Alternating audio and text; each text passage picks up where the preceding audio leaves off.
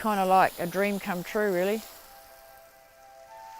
So we've worked long and hard to kind of create a shape like this to make it possible, and it feels like it's here now. When we were looking for the land, one of the things Bob kept saying was he wanted to be able to look back. He wanted people to be able to look back in 200 years' time and say, well, they chose a great place to make a village. And I thought that was an amazing sort of thing to be thinking of. I wouldn't have thought of that, but he would have. He did. The Community Land Trust locks the land into a commons that the villagers have democratic control of. It's not just about my generation or my grandchildren, it's about how we look after the land in the long term. I really like the idea of I think it's the Iroquois Indians in North America, where they say that when we make decisions we should look to how it affects the 7th generation.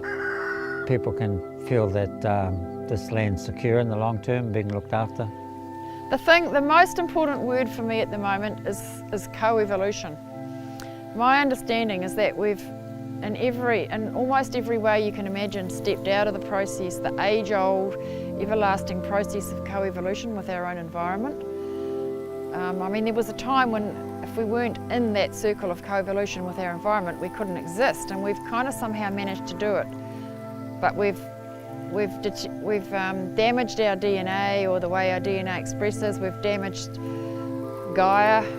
We've damaged the ecosystem so badly that it's time for us to step back into that age-old process of co-evolution in order to regenerate the earth and to regenerate our own health and to regenerate the ecosystems, really in order for life to continue.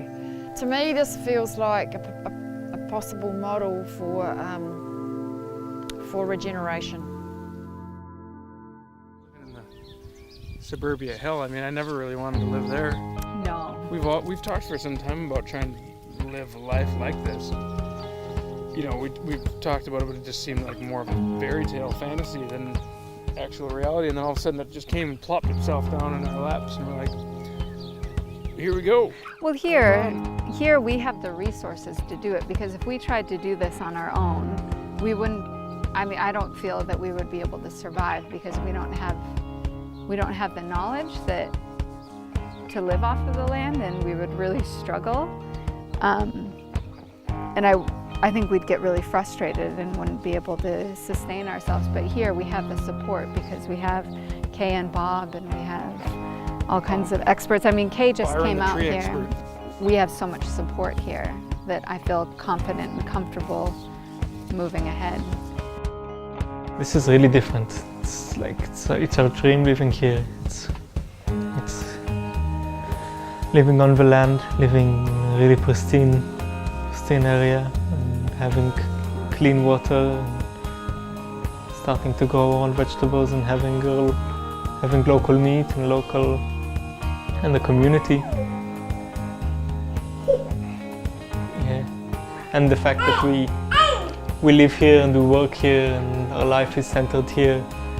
It's just beautiful. We hardly need to use the car. And yeah, I think it's a great place for Lily to be in.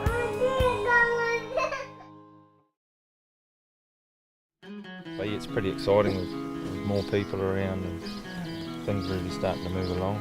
And this one's starting to charge around. Yeah, it's quite amazing too, because we moved around so much. Like, we've moved, I think, 6 times in the last 5 years. And just to be in the same place for 2 years, or almost 2 years now, and seeing it develop, and seeing that, you know, the trees that we planted last year, they've already grown a lot in a year, and we've been able to actually just have a garden in for almost 2 years, and that's really amazing. So busy with all the animals, but that's really exciting as well, all the new lambs and calves and piglets and chickens and ducklings and all sorts, which is pretty awesome, but pretty full on as well. Just looking forward to the next couple of years, getting more families in, getting some more families in with young kids, and hopefully getting a few more animal orientated people in to expand what we're able to do here with the animals and breeding. I think a lot of people feel like they need to be an expert to come here and settle.